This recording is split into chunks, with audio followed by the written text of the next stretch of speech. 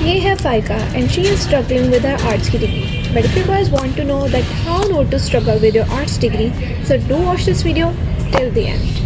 पापा कहते हैं बड़ा नाम करेगा। Hello guys, this is me Faika Friday. Hope you all are doing great and I'm also doing great. So आज की वीडियो में मैं आपको ये बताने वाली हूँ कि what mistakes that I have made in my journey of becoming an art student और आपको वो गलतियाँ नहीं करनी। My inter story.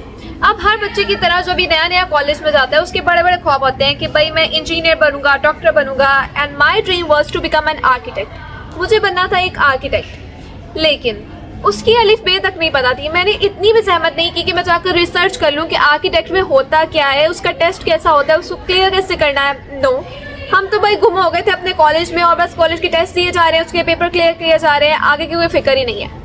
अब इसको मेरी खुशकिस्मती कहो या मेरी लक, मेरी क्लास में हर दूसरे बच्चे को बहुत ज़्यादा अच्छी आर्ट आती थी। किसी के साथ भी बैठ जाओ आपको कुछ ना कुछ सीखने को ज़रूर ही मिलेगा, plus point.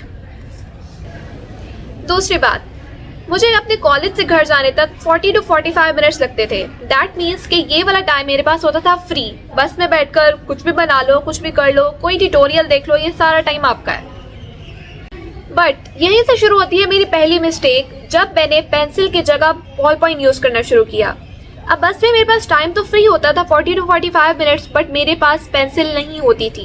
So I started using a ball point, which was my big mistake. मेरी दूसरी गलती ये थी कि मैंने कोई भी वीडियो ट्यूटोरियल नहीं देखा था। अब मुझे ये तो पता चल ही गया था कि इंटर के बाद मैंने कोई आर्ट्स की डिग्री परसू करनी है, लेकिन मैंने फिर भी इतना नहीं किया कि मैं जाकर कोई वीडियो ट्यूटोरियल ही देख लूँ। और नहीं, बस हम तो शुरू हो गए थे कि जो दिल में आ रहा है बस वो बनाते जाओ।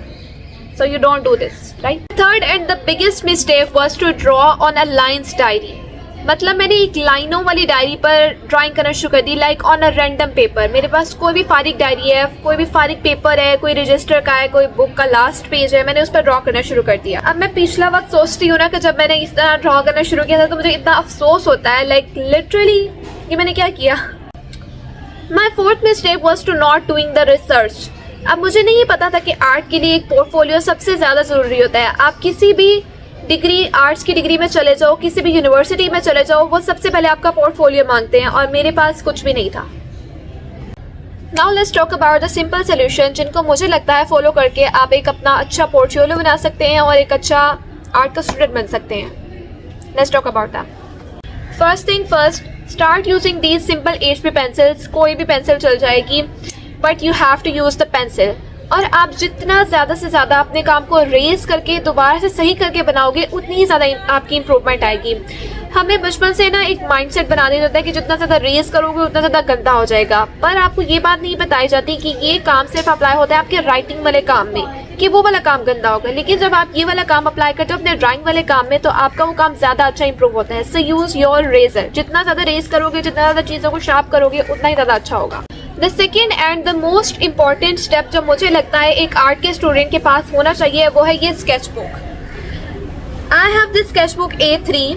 आप कोई भी स्केच बुक ले सकते हैं, लेकिन मुझे लगता है कि ये वाली लेना ज़रूरी है, क्योंकि ये वाला साइज़ एक्चुअली में ज़रूरी है, क्योंकि जो पोर्टफोलियोज बनते हैं वो इसके ऊपर ज़्यादा अच्छे बन सकते हैं। अगर आप एक नए आर्ट के स्टूडेंट हैं तो प्लीज़ मेक श्योर कि जब आप एक स्केच बुक बाय कर रहे हो तो वो दोनों साइड से प्लेन होनी चाहिए।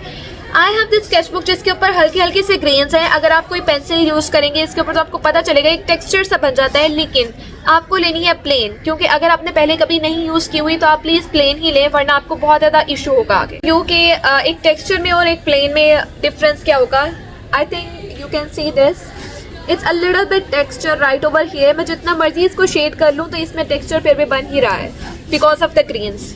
And this is what a plane structure feels like, surface sorry feels like. तो आई होप कि आपको समझ आ गई होगी कि अब आपको कौन सी स्केच बुक लेनी है। अगर आप इसके साथ कंफर्टेबल आप ग्रेन पे काम कर सकते हैं, so you can buy it. The fourth and the most major step जो मुझे लगता है कि आपको ज़रूर करना ही करना चाहिए एक स्केच बुक बाय करने से भी ज़्यादा ज़रूरी है, वो ये है कि कोई भी वीडियो ट्यूटोरियल्स देखना। यूट्यूब के ऊपर लाखों नहीं हज़ारों बल्कि वीडियो ट्यूटोरियल्स पड़े हैं जिनको आप जाकर देख सकते हैं और आप एक बहुत ही अच्छी ड्राइंग बना सकते हैं। उनकी पूरी सीरीज़ बाकायदा पड़ी होती है, उनके पूरे यूट्यूब चैनल उसी चीज़ से भरे होते हैं। So go and check it out, कुछ ना कुछ तो आपको ज़रूर मिल ही जाएगा ना। नाउ ये वाला जो स्टेप है, I mean the fifth step, ये आपको उस टाइम अप्लाई करना है जब आपको थोड़ी अच्छी ड्राइंग आ जाए। मतलब जब आप ड्रॉ करना अच्छे से सीख लो, आपको पता चल जाए कंपोजिशन क्या है, एंगल्स कैसे ड्रॉ करनी है, लाइंस आपके स्ट्रेट हो जाए, उसके बाद ये वाला स्टेप अप्लाई करना, which is to buy these HB pencils. ये सिर्फ उसी टाइम ड्रॉ करना जब आपको ये सब कुछ आ जाए और जब आप शेडिंग के स्टेप पर पहुंच जाओ। आई होप आपको मेरी इस छोटी सी वीडियो से कुछ तो समझ आ गया होगा। And if you guys want to know कि मैं आपको ये बताऊं कि किस यूनिवर्सिटी की किस डिग्री का क्या स्कोप है, सिर्फ आर्ट्स की फील्ड की बात कर रही हूँ, तो do comment below and I will tell you all. Okay bye.